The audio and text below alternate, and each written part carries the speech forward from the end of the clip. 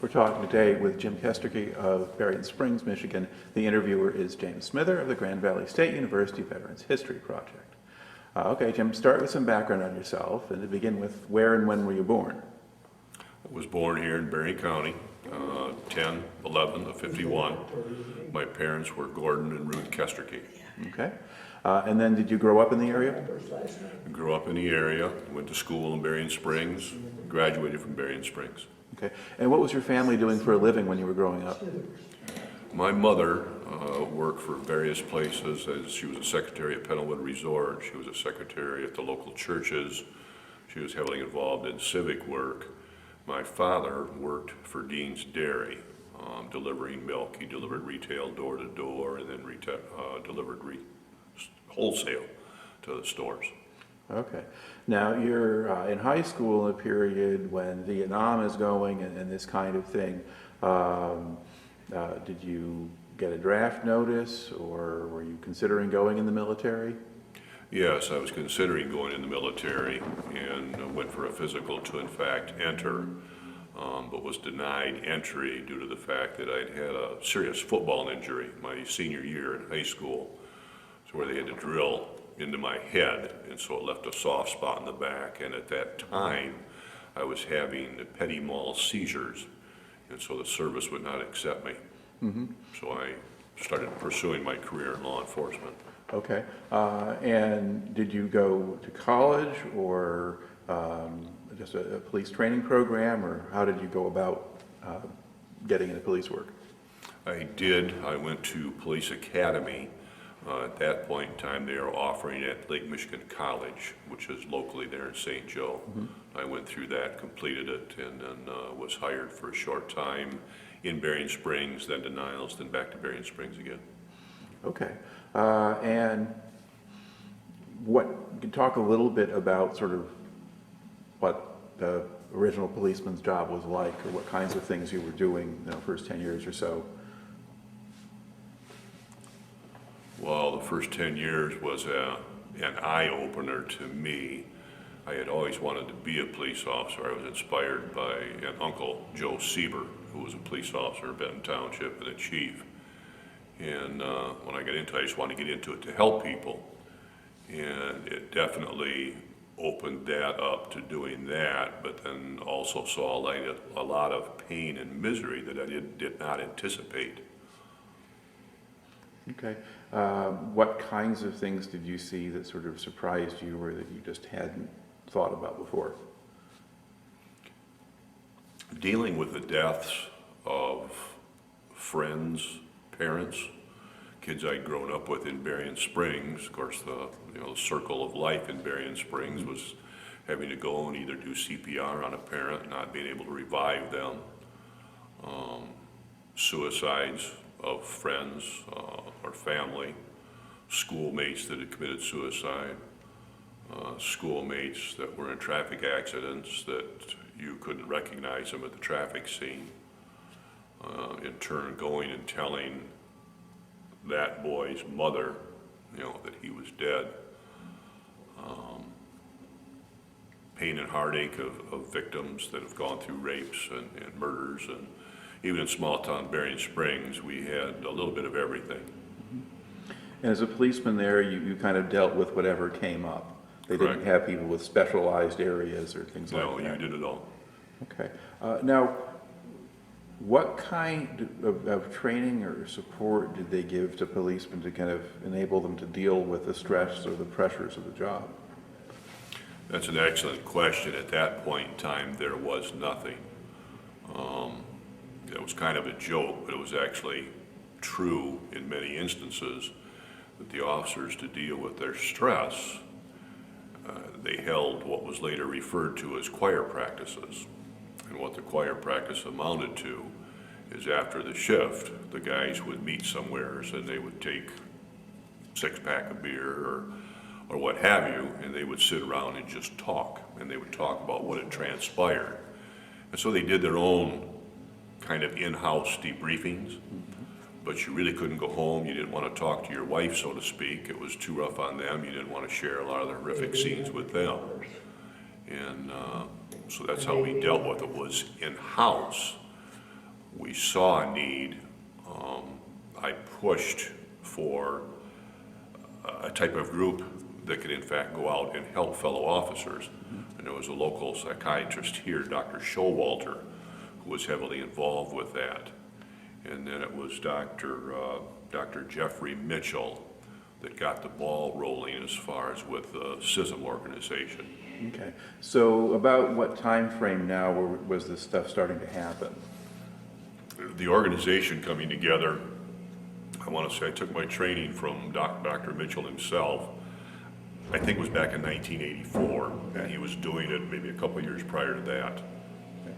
Now, and is this somebody who, were there programs like this in other parts of the country by this time? Were they following a model, or did they have to kind of create something?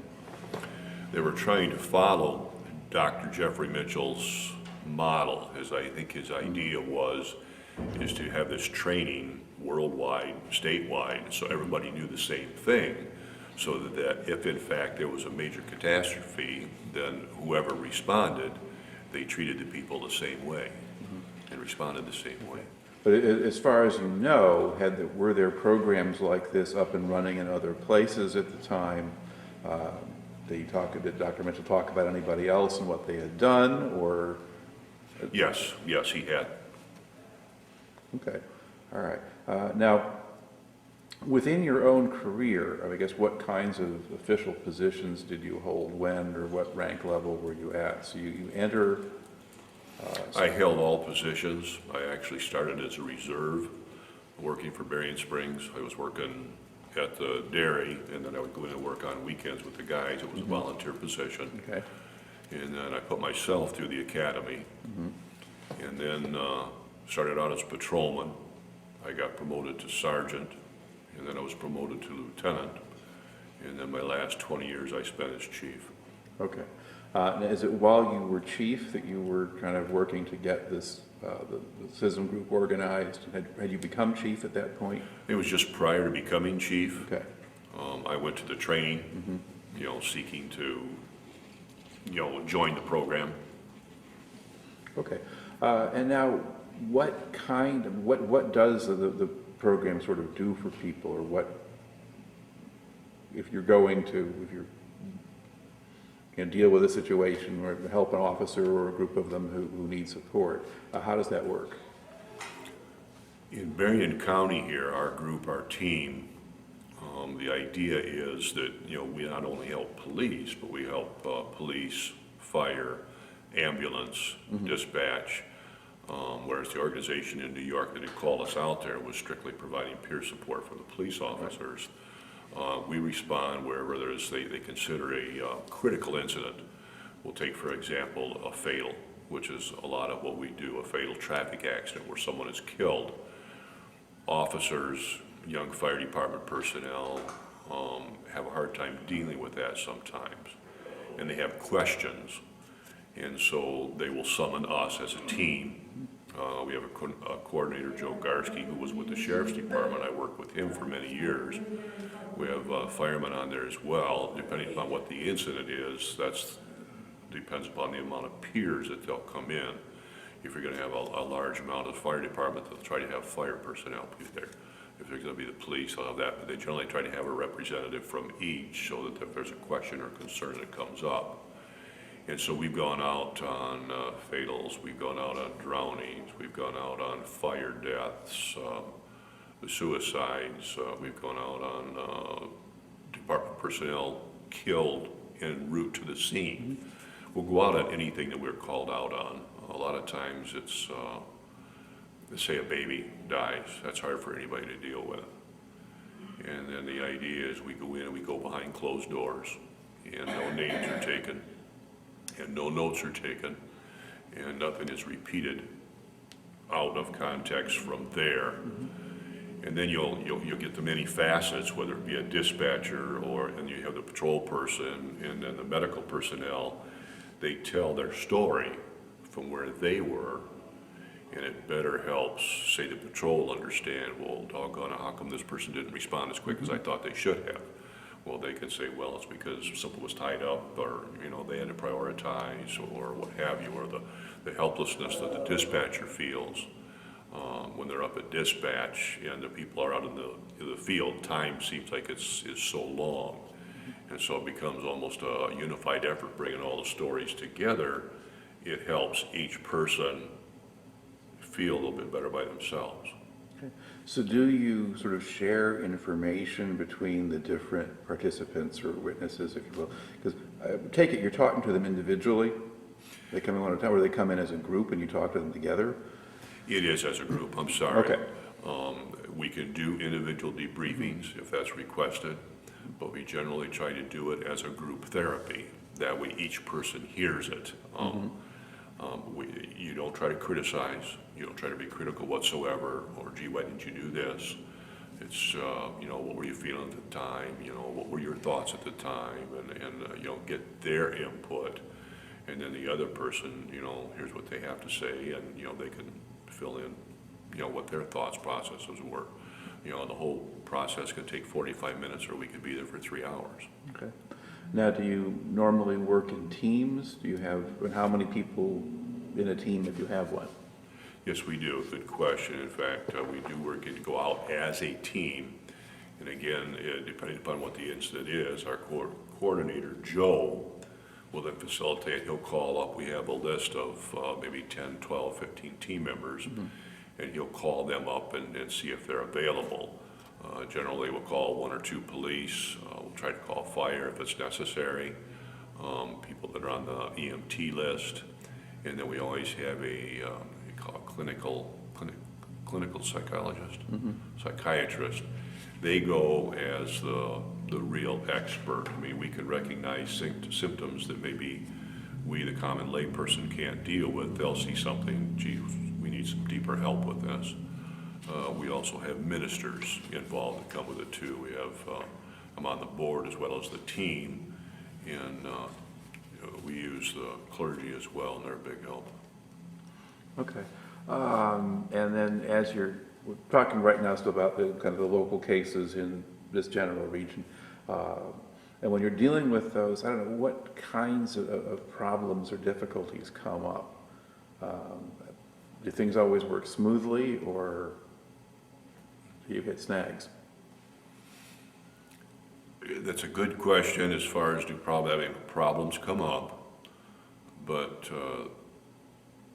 generally you could clear the air by communication. Okay.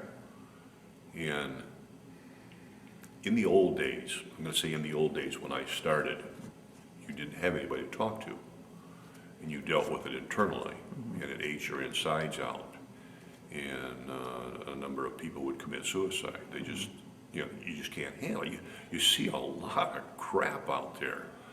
I had a traffic stop where I walked up and the guy, unbeknownst to me, had left the bar and said he's going to go out and kill a cop. Well, I didn't know that when I was walking up to the car, and he had a loaded shotgun. And to this day, we don't know if he accidentally pulled the trigger as he was pulling the shotgun up to do me or what, but the shotgun barrel was right here on his neck, and so it just took his whole head off. And that all went spraying out the window as I was walking up to the back of it. And so all it was just, it looked like a golf tee there. And I closed my eyes and I could still see that as if it happened yesterday. And then your deaths, it's hard to deal with if you don't have a good support group. Okay. So, lost my train of thought. So Well, I was kind of asking about sort of problems or maybe things that don't go right, but I guess what you're essentially saying is that sort of the nature of what you're doing is one where you've got a bunch of people together where you're trying to support them and help them support each other. And if they had issues going in, by having them talk to each other, that it alleviated it when you went out. Works those out. You alleviated it when you went out. Okay. But, police and fire, they say, they're a tight-knit group. I mean, there's no family like, law enforcement. You don't go through stuff like you go through with each other anywhere else. Okay. I suppose there's some parallels with the military in that sense, but I suppose... Paramilitary organization. But also, I guess with the police work, you may be with the same people for years. Correct. Correct. Usually in the military, World War II guys might have been with the same people for 3 years or something like that, but you can be with the same people for 10 or 20 or more. So I guess that would kind of reinforce that particular sort of bond. Yes. Okay. Kind of between the 80s and 2001, was this kind of program becoming more common and spreading, or? Yes, it was. Yes, it was. They were striving to make it more common and spreading. They were striving to help the officers. You had, I'm going to say, officers such as myself that felt that there was that need. Mm-hmm. You still had a lot of old timers that felt that the attitude was suck it up. Mm-hmm. And you don't need that. You know, if you can't handle it, then get out. Now, as other programs were developing in other places, did people out of your group ever consult with them or help them get started, or did other people do that? They do, they have. There is a statewide organization, like there's a national organization. And so, in fact, one of our psychologists, in fact, serves on the board for the state of Michigan. And then they have statewide training. We've gone to Tustin, where they hold training for all over the state to come in. And so you're going to communicate there. And then the statewide organization communicates with other states. Mm-hmm. And yes, correct. In fact, our group has got instrumental with Indiana now because they did not have a group. And so a couple of their firemen in turn wanted to join our group. And they've joined the board. And then this debriefing the other day was in fact down in Indiana, which is technically out of our area, but it's to help each other is what it's all about. All right.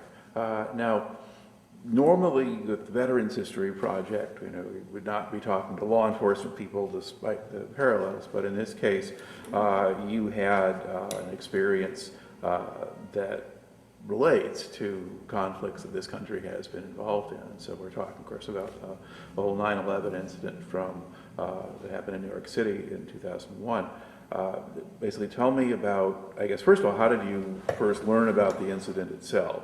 I mean, most people can tell you where they were, what they were doing when that happened. We were at the PD. It was at the police department, and we watched him hit the tower. And in fact, one of my officers had a brother who was in fact stationed at the Pentagon. And so we were sweating bullets there for a while until we realized or found out that he was in fact safe. Mm-hmm. And so we basically, that was a regular work day, and that's when I learned about the incident. Okay. And then how long after that did it take for you to get involved or get connected? I want to say it was 3 months, I think it was, before we, in fact, responded as a group. There was a group from Berrien County that went up, but it was, at that point in time, was somewhat ill-prepared. I mean, everything that had happened, they weren't getting everything together. They were, people were making trips, taking clothes, taking boots, taking whatever. There was no order. Mm-hmm. I mean, they had piles of food here, or piles of water there, and they weren't sure where to put it or where to take it. Red Cross was involved, Salvation Army was involved. New York put out a call, New York City Police Department put out a call for help, for people to come in and help work with their officers as far as counseling them and getting them through this. Mm-hmm. So they put the call out to police departments worldwide, and so we as a group from Michigan responded. Guys took vacation time. A couple of guys got to go. They were supported by their workplace. But it was mostly done on vacation and volunteer time on our own because smaller departments really can't afford to send a guy, pay him, mm-hmm. To do put him up in a hotel. And so that's how we got involved. We went the first time, and then we went back, I think it was about a month later. And then we responded and went back a month later again. Okay. Now, the first time you went out, how many of you were in the group, do you think? I want to say there was either 5 or 6 of us that went out. Okay. And describe a little bit just the experience. I mean, what did you do? Where were you working? What kind of happens once you get out there?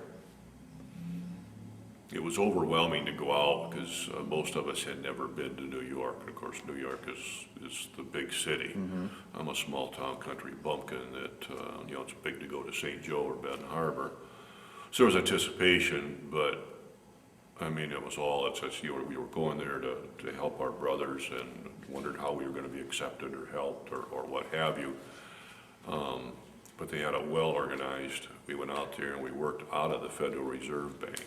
That's where PAPA, the organization from New York, it's police officers, organization providing peer assistance is what it was called. Yes, we went out there, we rolled in, we parked at the Federal Reserve, and they put us up, of all places, our first time, the Waldorf Astoria, because tourism was kind of gone to pot. Nobody was coming out. The Waldorf Astoria offered up the rooms for the police officers that were responding, and so we were fortunate enough to be able to stay there. Some of those that had come before us, they were put up in the YMCA or, you know, bunk houses and what have you, so it was a pretty plush experience for us. But they introduced us to what we needed to do. The first thing on their agenda was they took us down to Ground Zero. Of course, Ground Zero was only a block away from the Federal Reserve. And so they gave us a briefing as far as what happened and took us through that. They took us then down into restricted areas where the officers that would work would go down to. They took us to a church, and I don't recall the name of it, that was like within 100 yards of Ground Zero. Everything else was demolished around it, but that church stood. And we walked into that, and they basically provided relief effort for anybody that was working on the pile. So police and fire and construction all would come in there, and it was just a small church. But they had areas set up where if a person needed a back rub, therapists came in and volunteered their time for that. They had people that volunteered from different churches that brought food in, so there was food constantly there that people could take a break, they could come in, they could sit in the pews, and they could just be with God and get their stuff together. And it was just I can't describe the feeling that was felt. If that was a religious experience, I mean, that's the closest I've ever come to one to say it. And they had people that came in that had played. They had like a mini stage about like that, where someone would come in and play a flute, just to give the people peace and solitude. I mean, the guys, it was unbelievable what they were going through as they were sifting through the pile and looking for remains. Okay, so this is 3 months afterward, but they are still in the process of excavating. It was kind of almost like an archaeological site where you very carefully lift off one object or work through one layer to the next. Yes, they were going out there, they were sifting through, they were picking through pieces. They, in turn, then would get a pile, so to speak. They would then take that out, and they would take that to the landfill, which they referred to as fresh kill. And they there then had police officers. They had approximately, I'm going to say 130 police officers there that every shift that they came out, they had to wrap up in Tyvek, you know, to protect the crime scene, so to speak, because they in turn then sifted through all the items again. They had a big conveyor belt, and they would put the stuff through a drum. Again, it was sifted because they would look for anything that they could identify DNA of the people that were there, portions of guns, flashlights, rings, jewelry, anything that they went through there. And so we spoke with some of the people there and got some feedback and did some one-on-ones. And then we in turn were taken to the morgue, which was set up at the hospital, and they had a number of refrigerator trucks outside because there were so many body parts and what have you. We went in and spoke with the officers there as well that were also sifting through items, trying to identify and which part would go with another part. And they had a real gruesome job there. We were there the day that they brought in, it was the last female officer that had been lost there. They had picked up her remains, and you know, they brought those in, and it's just a very somber feeling. And that gave us the background of what we were going into. And then they set up our debriefings for during the day, and we would work anywhere from 8 to 12-hour shifts. And we would be right there at the Federal Reserve, and then the different precincts would assign the officers to come to the Federal Reserve. They say, okay, today on your shift, you're going up and you're going to meet to be debriefed. again, a lot was old school. Well, I don't need no stinking debriefing, I can handle it. And then you get in here and you get to talking, and the tears get to flowing, and they unload, and that's what it's all about. Okay. Did you have the sense that for a lot of these people, they hadn't talked about it yet, or at least for the ones who were, the old school types? I mean, because several months later, had some of them already been through sessions or therapy of some kind, or do you have no idea? Most of them that came in, they said, I have not spoken to anyone. I think they were going through quite a grueling schedule with, they would not only work their shifts, but then the officers would be assigned overtime, an additional 8 hours to go out and work at the landfill. 8 hours to go to work at the morgue or down the hill.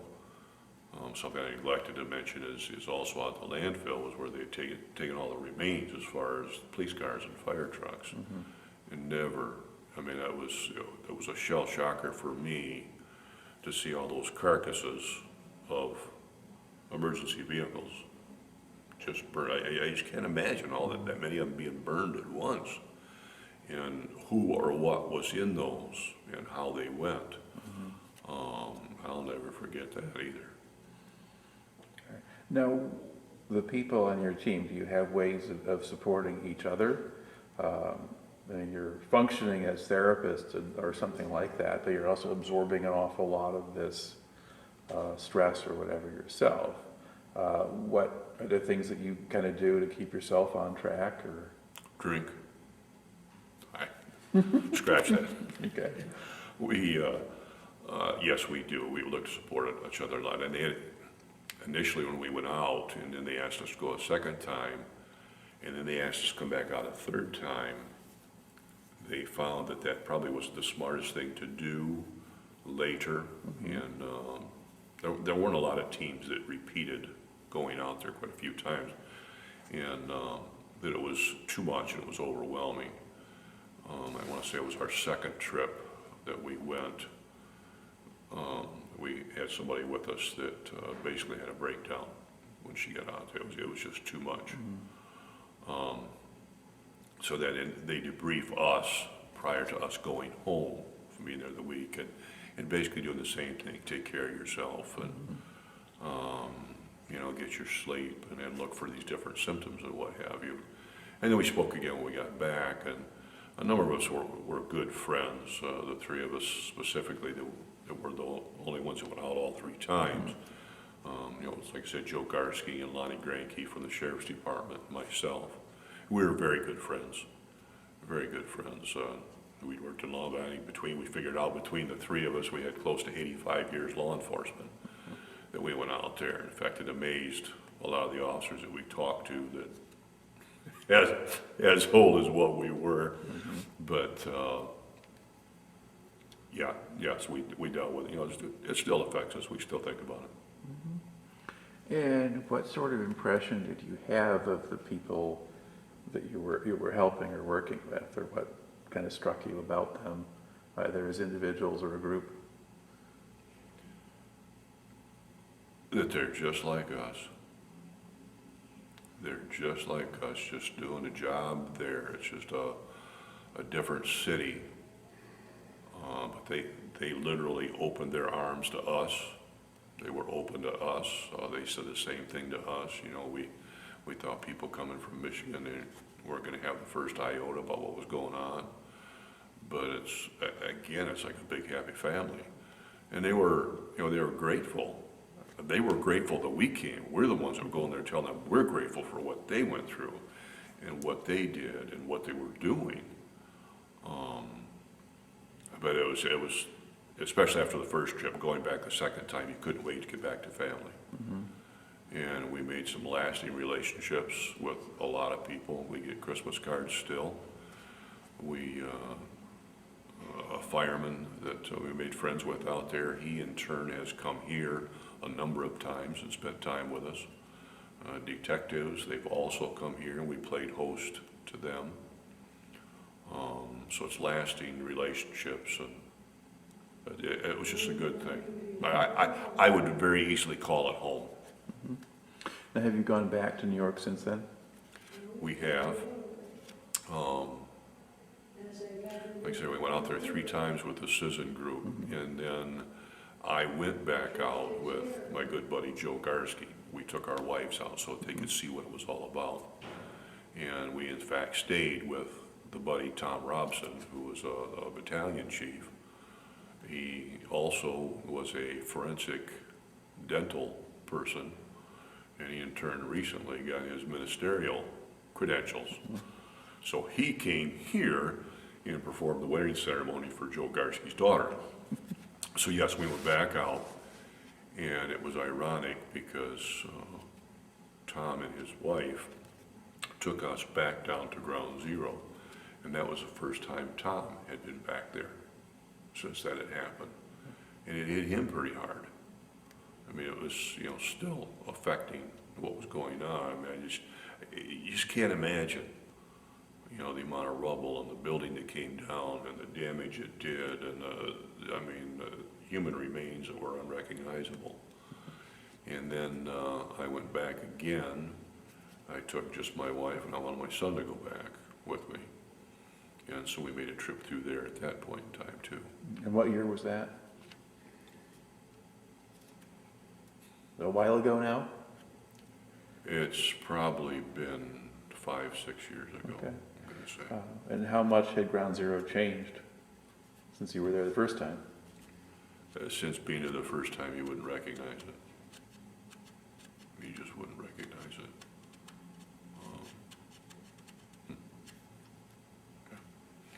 All right.